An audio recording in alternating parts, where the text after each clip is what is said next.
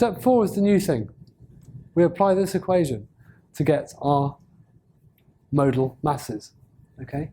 You take your modal mass matrix. These are your mode shape. So that's obviously the column vector version. This is transpose, so it's the row vector version. And you multiply them out together. So for I equals 1, there's our mode shape. Okay? In a row vector form. There's our mass matrix, and there's our mode shape in column vector form. Like I said, I find it easier to do these two first. You could obviously do these two first if you preferred. But let's do those two first. I'm going to get this, okay? And then obviously multiply this together. You get that times that plus that times that. There we go. And that gives you 3.486 m. The second mode shape, same process. So there again, there's our second mode shape in the column form. There it is in row form. And there's our mass matrix. M times 1 gives you m. 2m times by this term gives you 0.896 m. Then obviously 1 times m is m. And point this term times this term gives you this term. And you add them together, you get 1.4014 m.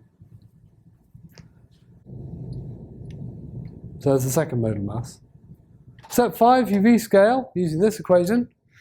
So basically, U is the mode shape, but it's just different scaling than x. Okay, so they're the same thing.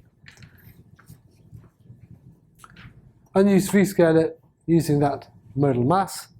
Okay, so we apply that modal mass in here, and you get these terms. And obviously, each term has a 1 upon root m in there, so that can come out when you plug them into your phi matrix.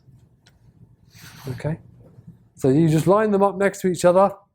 Okay, in this case, because we don't know what m is, we can just take that outside, and you end up with your modal matrix.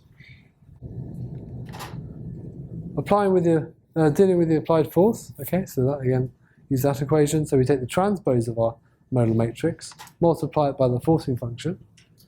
So there's the transpose. Like I said, transpose the terms from basically you swap it round the diagonal. Okay.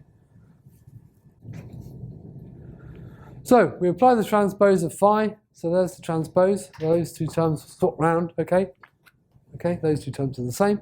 There's our forcing function. F1 was CT. F2 was 0. So you just go through and multiply the matrix out. You've got this times this plus this times this for this term. This times this plus this times this for this term. Okay. And obviously there's our things. And then we apply them to our independent equation, which will have this form. And so there we got one. Okay. This is our omega 1 squared term. This is our omega 2 squared term, which we found. Okay, and there's our modal force for the 1, modal force for 2. And like I said, I make the substitution. I say C1, where C1 is that. Okay, just simplifies things.